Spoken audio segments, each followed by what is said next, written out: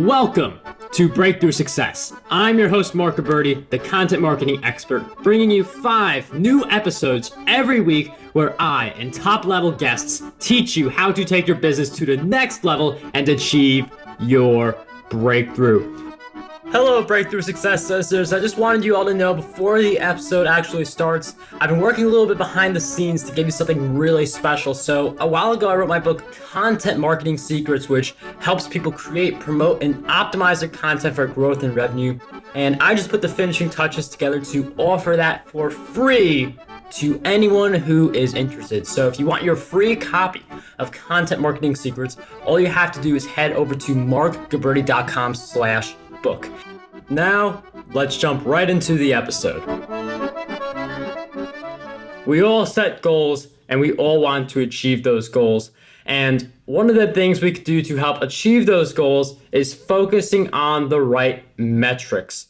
And by focusing on the right metrics, by continuing to put in the work towards achieving those goals, we can achieve breakthrough performance.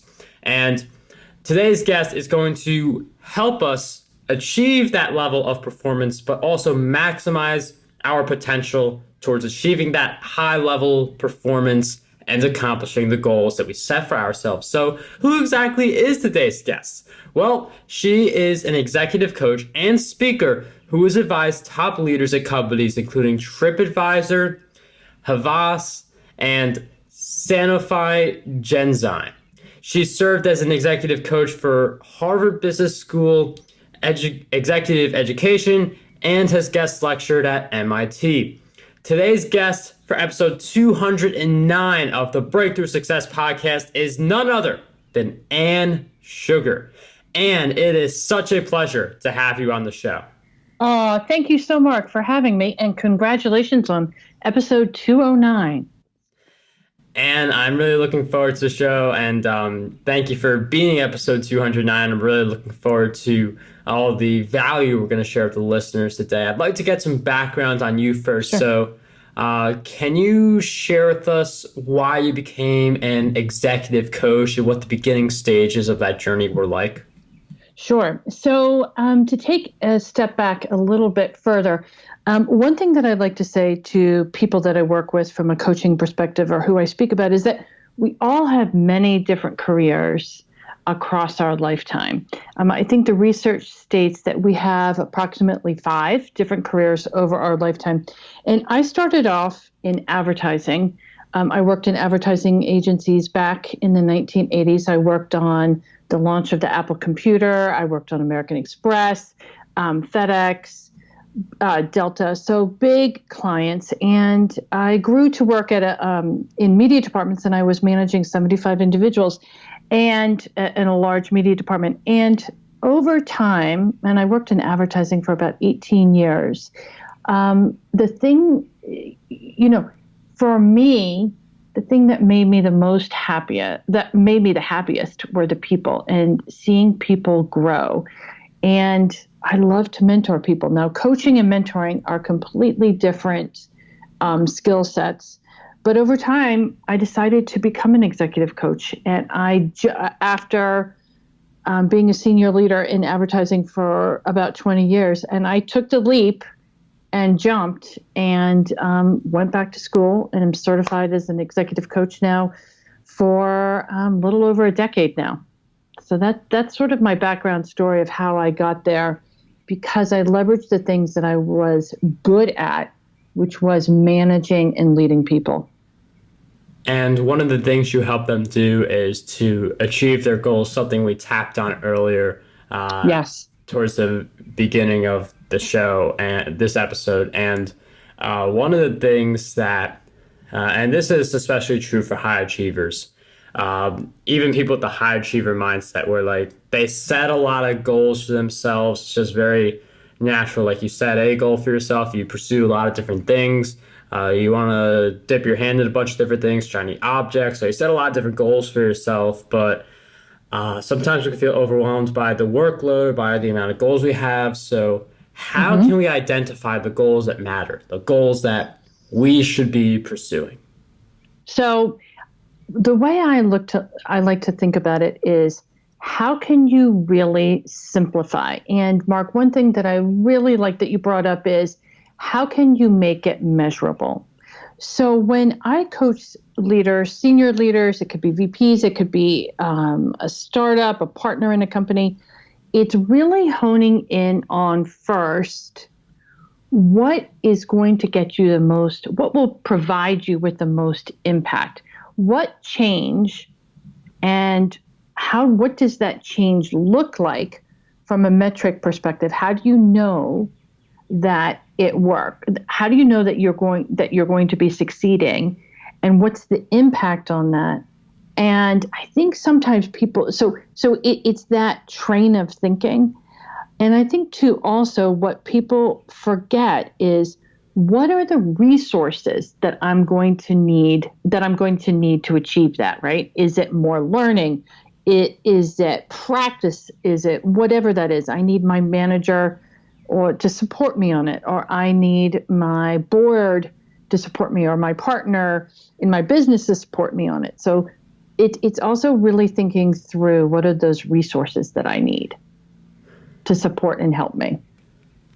And it's great to think about those resources and to have a approach to identifying the goals that we should be pursuing. But let's say that we have a goal in mind, we're pursuing the right goal, the one that's going to help us move along the fastest.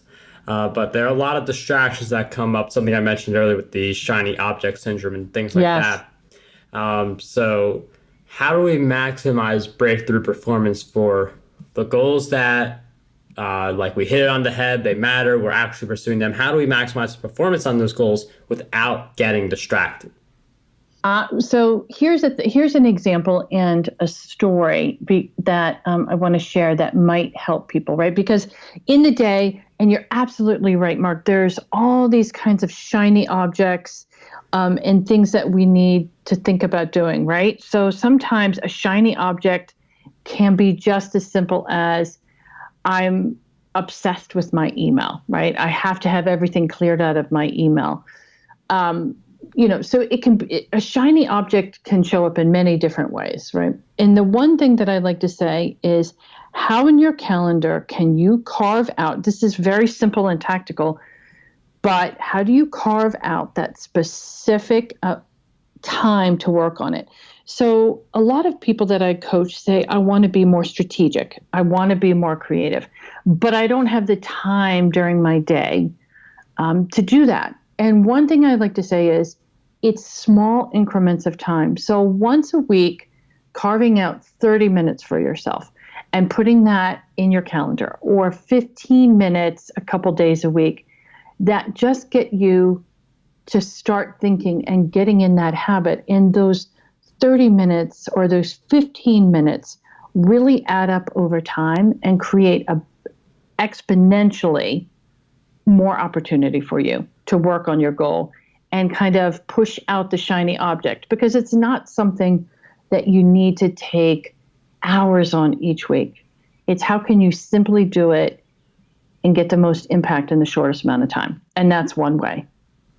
And that's a question we should continue to ponder, like getting that most impact in the shortest amount of time, where you combine effectiveness and efficiency. Right.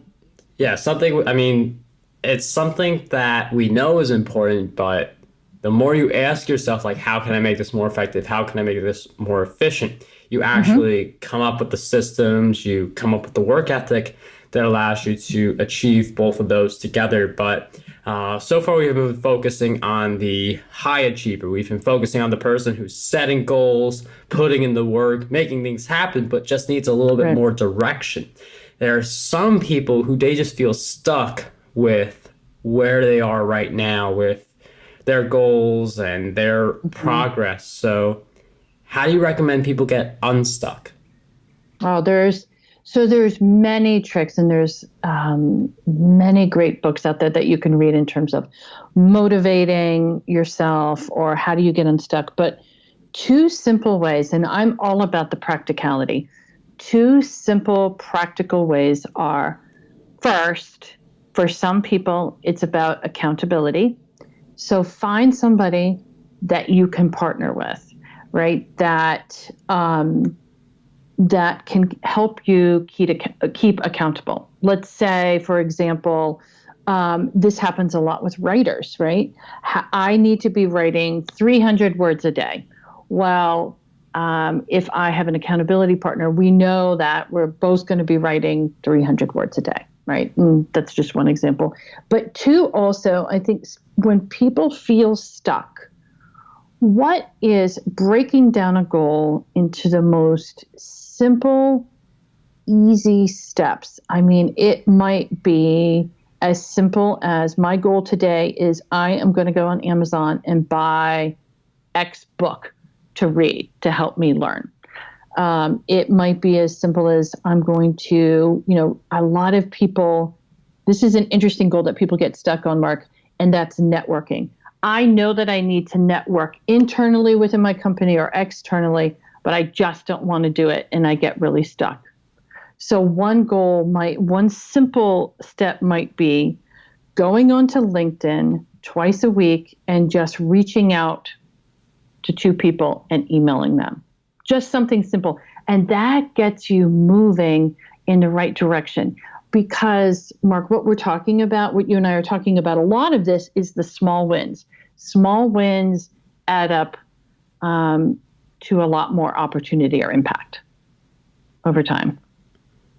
And I really like that idea of the small wins adding up. And sometimes it's just taking that small action step. Like one of the best ways to get out of a slump is to just start.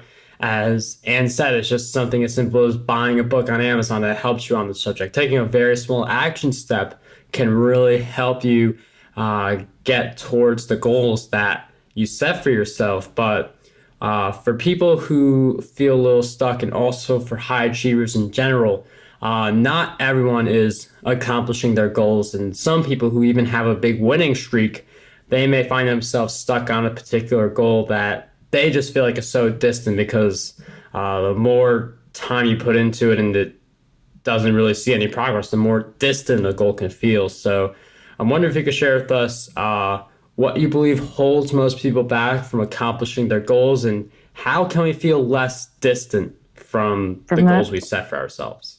So I think one thing that holds us back is we look at, Joe sitting over there in the next cube, and he is, he's really, he's doing really well, and he's being really successful in his goal, right? Or you look at, I don't know, somebody, an author out there or a sports figure, and you see them being so successful. I'm just making these examples up, but the part that we don't see is a couple of things. And I have seen this with many successful people that I coach in terms of high potential folks, is two things. First, these are not sexy things, Mark. It's about hard work, right? And it's grinding it out, and it's not easy and it's not fun, but it's that continuous approach to hard work. And I'm not saying that we don't balance, that we all don't need balance, but it's that singular focus on hard work. And two, a lot of the other leaders that I have worked with, when I think about what makes them successful or they get over the hump of that goal, is they allow serendipity, first of all, and that maybe the goal that they're working on isn't really the goal that they need to be focused on, and they allow these interesting things or meeting these interesting people to come in. And number two, this is hard, but it's how do you forget about the failures, right? And you push out the fact that, maybe I didn't present well that day, or maybe, and I want to be presenting a lot more, and I want to be much more articulate. Well, everybody's going to have bumps, right? And you just have to sometimes forget about, it's important to have consistency, but sometimes you just have to really forget about it. So it's about hard work. It's about allowing the interesting things to come in, and it's forgetting about your misses or things that didn't work out as well. as you want. And then lastly, I think what underpins all of this is you cannot compare yourself to other people, right? And what they're doing. You just have to focus on your successes. And you shared a lot of great insights there, and like things like hard work and not comparing yourself to others. Those are very important. Those are things that we hear a bunch, but being okay with the misses, I don't feel like that's something that either we don't hear about as much or we are horrible at being okay with it because we are not perfect. Yes. So even if you're not a perfectionist, like there are a lot of people who understand, okay, I'm not going to be perfect, but then you still look at your misses and that affects the way you view the goal you're going after and the future goals. So I really like that idea of not thinking too much about the misses, being willing to like, yes, learn from them, but look over them and not like feel bogged down by them.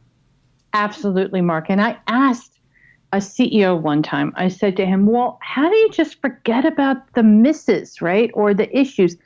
And he said to me, which was interesting, and it's easy and it might be a little trite, but every day is a new day. So just forget it. That's one way to create a mindset change for yourself. Every day is a new day. It's, if you think about it too, if you're in sales and you have that, you're cold calling and you have those folks that hang up on you or whatever that is, it's every day is a fresh new day. And there might be something really interesting around the corner. Sounds Pollyanna, but it's true. And it does sound like one of those things where like you don't really see the value in it until you do it, until you live by that mindset. So like every day is a new day. We should definitely be thinking that way. And especially when you think about the challenges. I mean, I'm going to ask you for a challenge and a lesson you learned, but basically every day is a new day. So these challenges, they just help you with learning and not making the same mistakes in the future and also learning how you can move forward. So with that in mind, now I'm wondering if you could share with us that big challenge and lesson you learned. Oh my gosh, Mark. Where do I start? Right? I mean, I think that here's a couple, right? Right off the top of my head, right off the top of my head, a challenge that I have sometimes is when I'm coaching somebody and I didn't ask the right question. And when I finished with that person, I wish I had asked that right question, right? So that's fine. I can email them and ask them that question or whatever that is, right? I think another challenge was a change in mindset for me. And that is, I thought I was going to be in advertising, for my entire career. I was going to become a CEO of an advertising agency, but I learned that we all have these different passions and things change over time, right? So that's one. And I think another challenge is how do I create the balance of writing and writing about leadership ideas and balancing that with clients and work as well. And like that whole idea of balance is definitely a big challenge. And it's not just work-life balance, which I think needs to be redefined because you don't want to separate your work from your life because those are definitely intertwined and your work makes you who you are. But that balance of serving clients versus growing your business and like there are just certain parts of our lives that we need to learn how to balance out. You could take an approach where you one day do one thing, on another day do another thing, like kind of theme your days around the tasks. But it ultimately is based on you getting clear on what needs to be balanced and just scheduling them on your calendar. Right. And you're right. Some people call it maker days and work days, I think is how they phrase it. And that's a really big, strong strategy that's going out there for right now. But for me, that doesn't work. So in the way that I like to work. So I think that too, all these challenges, there's these kind of quote unquote ways to work around, but you have to figure out what works for you, most importantly. And just because the pundits and the experts say that you should do it this way, maybe it does, try and then try what works and then figure out what works for you. It's just at least trying something. Yeah, and it is based on your opinion. I mean, experts, they give you a guidance of where to go, but in the end, it is your choice. And some people have different thoughts on where to go. Like Gary Vaynerchuk will post multiple pieces of content every day, repurpose them, spread them around. While Tim Ferriss, you don't know when he's coming out with the next piece. Sometimes it's a month, sometimes it's 2 months, sometimes it's even more than that. So in some cases, you could hear experts saying one thing, then you hear someone else say something that completely runs contradictory, and yet they both work, but it entirely depends on the person. Absolutely. Completely agree with you. And going on this theme that obviously some experts have different opinions than others. One of the things that seems to be universally understood is that you have to implement and you also have to learn. And there are different ways to implement and learn. But one of my favorite ways that I recommend is to read as many books as you can get your hands on. Audiobooks and books and podcasts, so many different ways to learn. So with that in mind, and I'm wondering if you could share with us 3 books that you believe will have a positive impact on us. So first of all, I want to say, you've hit on one of the most, aspects that I am most passionate about. And that is, I think that reading, and that equates to learning, is one of the most important ways to have breakthrough success. That I think there are a lot of people out there, Mark, that aren't reading as much anymore. And, there's other ways to get around it, right? Is, audible.com, listening to a book in your car, podcast, whatever that is. So I really see reading as a key differentiator. So a couple of books that I would highly recommend are, first, I believe that is one of the most outstanding books out there, is Stand Out by Dory Clark. And that's really, there's so much noise out there. Well, how do you really differentiate who you are?